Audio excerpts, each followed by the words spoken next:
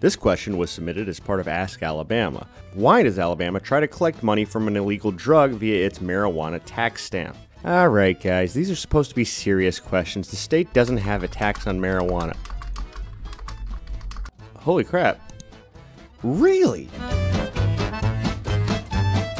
Okay, so Alabama does have a tax on the books for illegal drugs, and it's not just marijuana. Technically, there is a tax for cocaine, heroin, ecstasy, and all manner of other drugs. Why? Well, this story goes back to 1988, the heyday of the American war on drugs. Lawmakers were hearing stories of millionaire drug dealers owning yachts and living in mansions, and authorities wanted to cut into their profits and get a piece of the action. So, Alabama and several other states passed laws that required drug dealers to pay a tax on any drugs before they are sold. Now, obviously, officials never really expected responsible dealers to reach out and pay their taxes before selling drugs. The law was designed to hit people with a tax fine after they were arrested with the drugs. But if the law is still on the books, how come you almost never hear about it? Well, that's because these days there is no point in police using a tax law to try to get some of a drug dealer's money when they can just straight up take all of their money.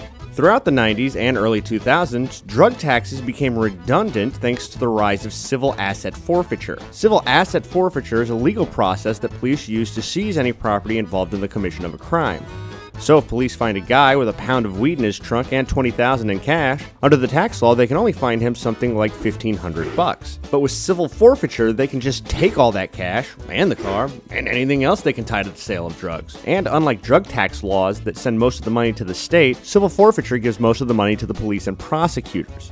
So it's pretty obvious why police are more likely to go down that route instead of going after drug tax violations. But I can't say drug taxes are never enforced. You don't hear about them often, but I did find a story from 2016 about how Tuscaloosa police were starting to enforce the taxes again after a request from the Alabama Department of Revenue. And civil forfeiture has become more controversial over the years, with people in both political parties calling for it to be reined in.